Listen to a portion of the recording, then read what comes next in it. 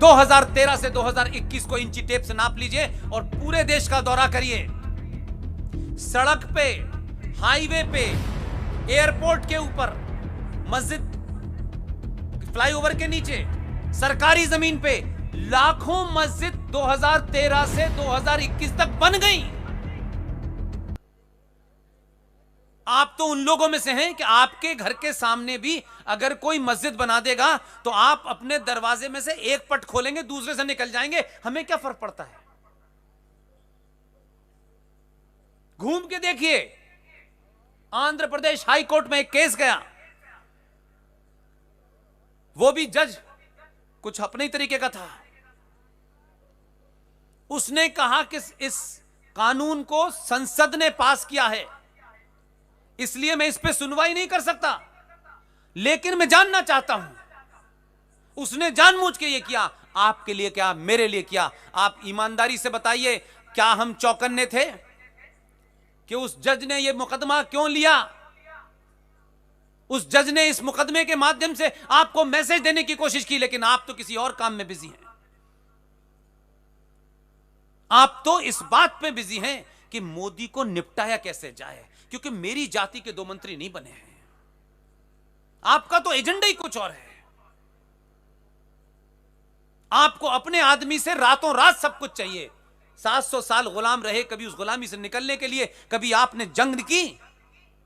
आप तो जजिया दे के हिंदू बने रहे। काम निकाल लो ना, जजिया दे दो यार, पैसा दे दो, खत्म करो कहानी। उस जज ने उसकी सुनवाई सिर्फ आपके लिए की थी, मेरे लिए की थी। मेरा दिमाग खराब है, इसलिए मुझे ऐसी चीजें मिलती हैं, ऐसी चीजों को देखता हूं। आप सुकून में हैं और यह सुकून आपको आसानी से नहीं मिला है। इस सुकून का इलाज करके 2002 में, 2014 में वहां गया है। इसे परमानेंट मत समझिए कि एक बार इलाज कर दिया अब नहीं होगा। समय समय पर ऐसे इलाज करते रहिए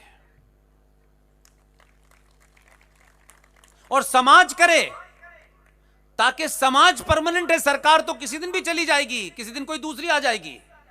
जो दूसरी आएगी, जो आपके मत की नहीं होगी, वो कहेगी ये समाज समझ गया है। आप परमानेंट हैं, सरकारें परमानेंट नहीं हैं। आपसे सरकार है, सरकार से आप नहीं हैं। अगर आप बदल गए तो उनको लगेगा ये तो फिर कर देंगे। इसी डर में हमेशा एड़ियों के बल खड़े रहेंगे।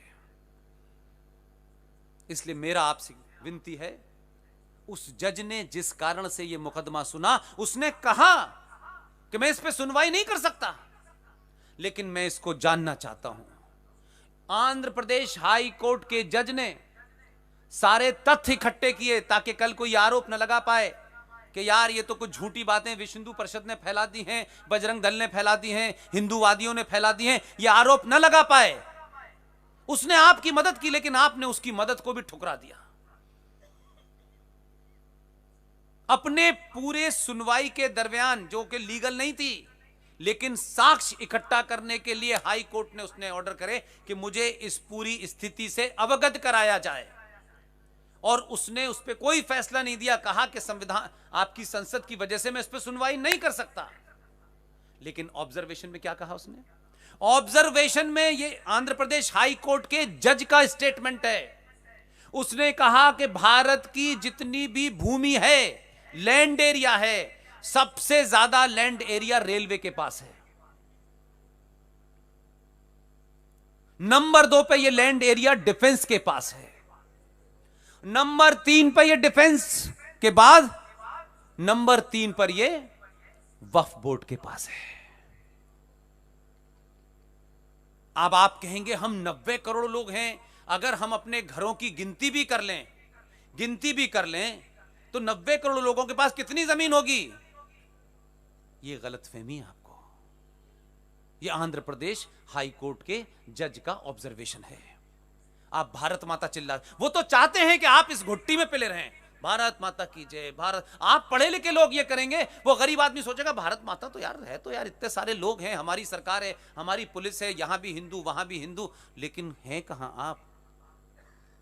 संसद में तो वो कानून पास हो गया है कि अगर मुस्लिम लीग की सरकार होती तो भी उसमें हिम्मत नहीं होती पास करने की। इसलिए वो सत्ता में नहीं है, वो जानते थे कि लोकतंत्र में कभी वो जो स्थिति है यहां की पॉपुलेशन के हिसाब से, वो कभी इस पार्लियामेंट के अंदर 280 या 290 नहीं हो सकते।